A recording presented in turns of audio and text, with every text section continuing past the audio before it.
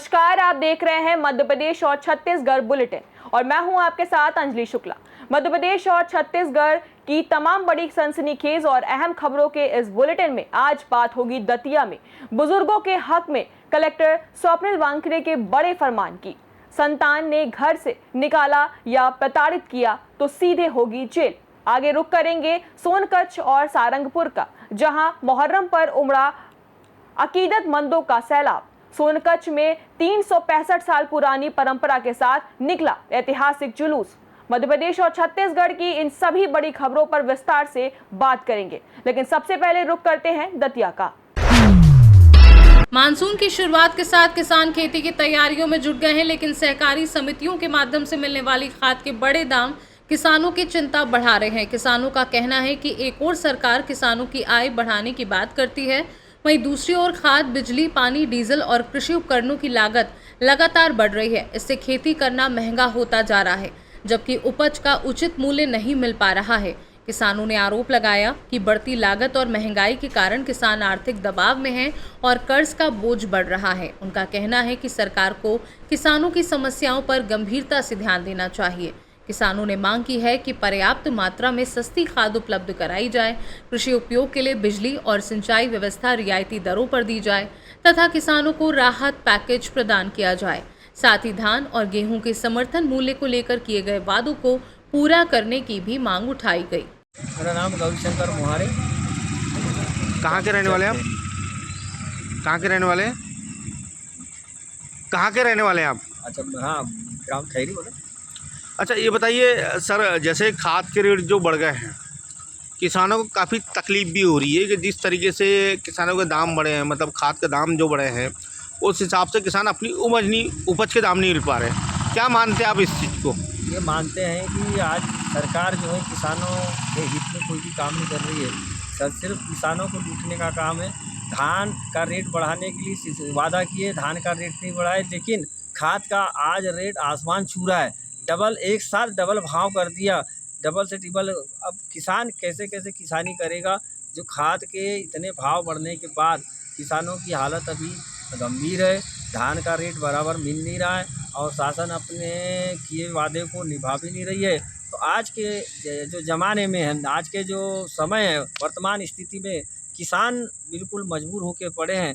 किसानों की ऐसी मजबूरी की धान अब चाहे वो कितने में बेचना तो पड़ेगा, क्योंकि किसानों को धान के सिवाय कुछ दूसरा यहाँ साधन है ही नहीं है।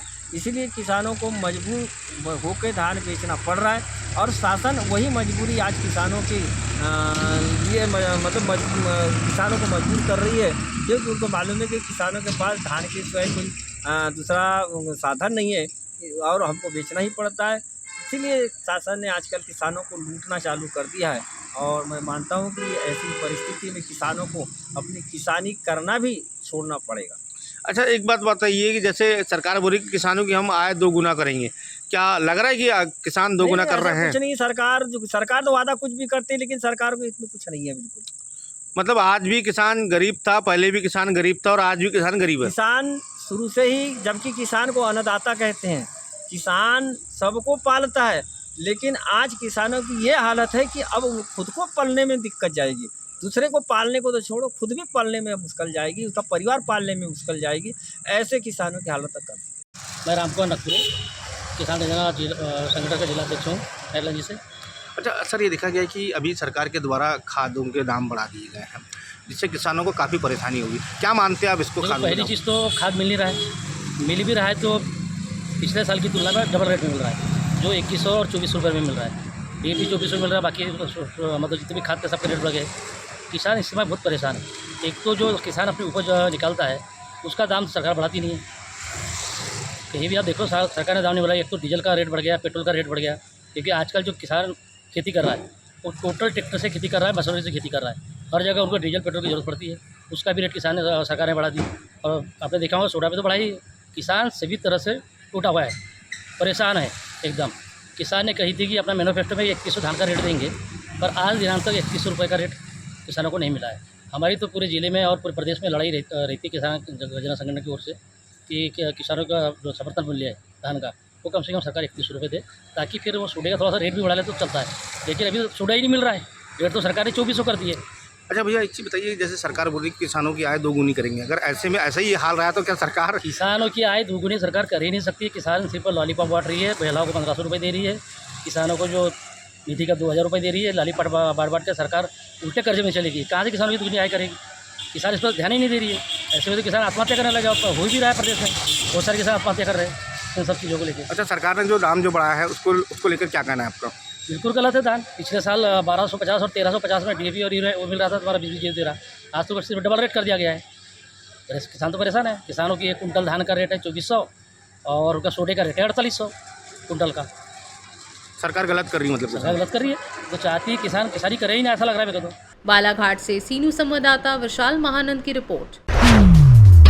दतिया जिले में जन सुनवाई के दौरान लगातार ऐसे मामले सामने आ रहे हैं जिनमें बुजुर्ग माता पिता को उनकी संतान द्वारा घर से निकाल दिया जाता है या उनकी देखभाल नहीं की जाती। इस पर कलेक्टर स्वप्निल वानखड़े ने स्पष्ट किया है कि वरिष्ठ नागरिकों को प्रताड़ना या उपेक्षा सहने की आवश्यकता नहीं है। उन्होंने बताया कि माता पिता एवं वरिष्ठ नागरिकों का भरण पोषण तथा कल्याण अधिनियम 2007 के तहत बुजुर्गों के अधिकार सुरक्षित हैं।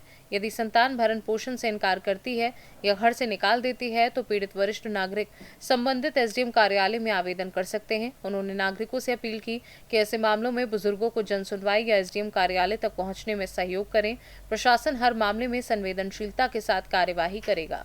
नमस्कार साथियों, जन सुनवाई में हर सप्ताह मेरे पास ऐसे कई बुजुर्ग माता पिता आते हैं जिन्हें उनकी ही संतान ने घर से बाहर निकाल दिया है या उनका भरण पोषण बंद कर दिया है या उनकी देखभाल करना छोड़ दिया है। जीवन भर बच्चों के लिए सब कुछ करने वाले माता पिता बुजुर्ग होने के बाद कई बार अपने ही अधिकारियों के लिए भटकते हैं, लेकिन बहुत कम लोग ये जानते हैं कि कानून ऐसे माता पिता और वरिष्ठ नागरिकों की रक्षा करता है। Maintenance and welfare of parents and senior citizen act 2007 के तहत यदि आपकी संतान आपका भरण पोषण नहीं कर रही है तो आप अपने क्षेत्र के SDM जो कि मेंटेनेंस ट्रिब्यूनल होते हैं के समक्ष आवेदन कर सकते हैं। आपकी जो भी SDM है, जन सुनवाई में जब भी ऐसे प्रकरण मेरे पास आते हैं तो संबंधित SDM को हम डायरेक्टली निर्देशित करते हैं और जरूरत पड़ने पे उनको पूरी प्रक्रिया भी बताते हैं, जिससे विधिक सहायता उनको मिल पाए और हर संभव प्रशासन से उनको सहयोग मिल पाए। SDM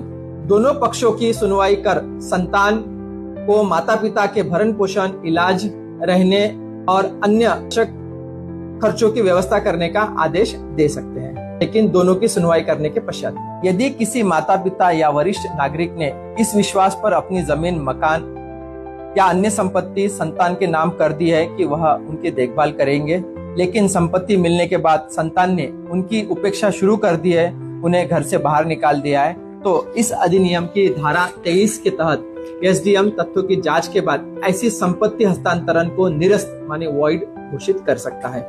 यदि आपके या आसपास कोई बुजुर्ग ऐसी परेशानी का सामना कर रहे हैं तो चुप मत रहिए, अपने नजदीकी SDM कार्यालय या जन सुनवाई में आवेदन दीजिए और अपने कानूनी अधिकारों का उपयोग कीजिए। माता पिता का सम्मान हमारी संस्कृति है और उनका भरण पोषण केवल नैतिक ही नहीं बल्कि कानूनी जिम्मेदारी भी है। दतिया से सीनू संवाददाता नितिन दांत्रे की रिपोर्ट। मुहर्रम की 10वीं तारीख पर मालवा के प्रसिद्ध सोनकच्छ नगर में 365 वर्षों से चली आ रही परंपरा के तहत बड़े साहब, छोटे साहब, बुर्राक और दुलदुल साहब का ऐतिहासिक जुलूस निकाला गया। पूरे नगर में हुसैन अल मदद के नारों के साथ श्रद्धा और आस्था का माहौल देखने को मिला।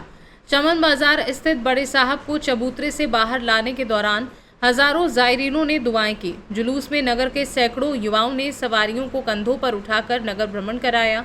जुलूस देखने के लिए हजारों लोगों की भीड़ उमड़ी। तिलक मार्ग, काली सिंध मार्ग और नदी किनारे तक श्रद्धालुओं की भारी भीड़ रही। दीदार के लिए लोग छतों, गैलरियों और दीवारों पर खड़े नजर आए।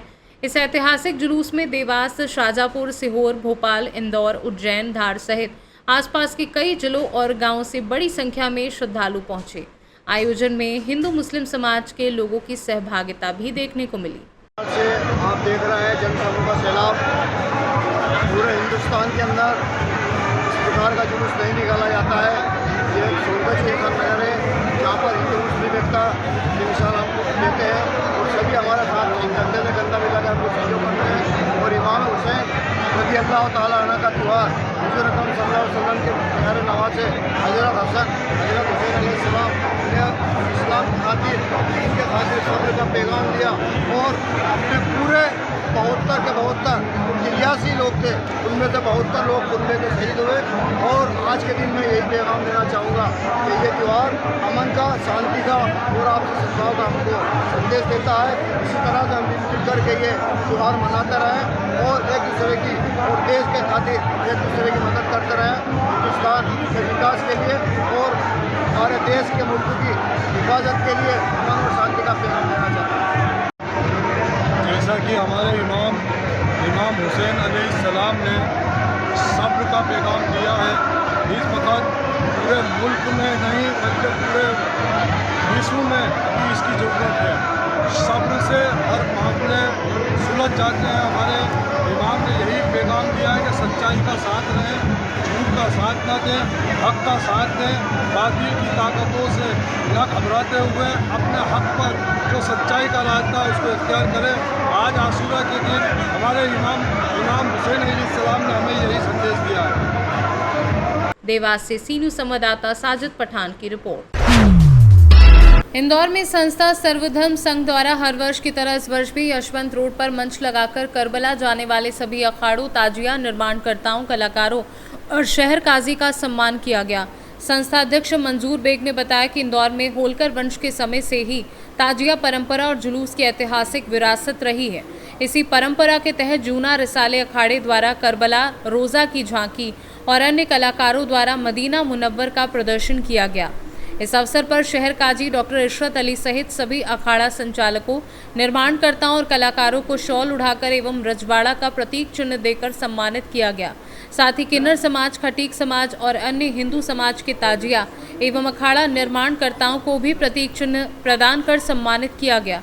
इस अवसर पर उपाध्यक्ष रियाज खान, सुहेल पठान, बाबा माहिर शाह, सतीश शर्मा, शाकिर लाला सहित बड़ी संख्या में लोग मौजूद रहे। बहुत बहुत बधाई देता हूँ। आज मुहर्रम की 9 तारीख को इंदौर के आन बान शान होलकर स्टेट के समय से लगातार इंदौर की शान सरकारिया ताजिया पूरे इंदौर का दौरा करता है और लाखों लोग उसकी ज़ियारत करते हैं। आज संस्था सर्वधर्म के माध्यम से सभी लाइटिंग वाले अखाड़े जिन्होंने पूरी मेहनत की, ऐसे अखाड़े के साथ खलीफाओं का और कलाकारों का समाज के माध्यम से सम्मान कर प्रतीक चिन्ह उनको भेंट किया गया। इंदौर से सीनू संवाददाता एमएल शाह की रिपोर्ट। सारंगपुर में 10 मुहर्रम के अवसर पर इमाम हुसैन की याद में पारंपरिक जुलूस निकाला गया। सदर बाजार क्षेत्र में आयोजित इस जुलूस में बड़ी संख्या में लोगों ने सहभागिता की। जुलूस के दौरान युवाओं ने पारंपरिक कला और करतबों का प्रदर्शन किया। पूरे मार्ग में लब्बैक या हुसैन के नारों के साथ भाईचारे, मोहब्बत और आपसी सौहार्द का संदेश दिया गया। शांति और सुरक्षा व्यवस्था बनाए रखने के लिए प्रशासन की ओर से विशेष इंतजाम किए गए थे। पुलिस और प्रशासन की निगरानी में जुलूस शांतिपूर्ण ढंग से संपन्न हुआ। 10 मुहर्रम का आयोजन क्षेत्र में सामाजिक एकता और आपसी सद्भाव का प्रतीक बना रहा। राजगढ़ से सीनू संवाददाता जावेद की रिपोर्ट। फिलहाल मध्य प्रदेश और छत्तीसगढ़ बुलेटिन में इतना ही। देश और दुनिया की तमाम बड़ी खबरों के लिए देखते रहें सी न्यूज़ भारत।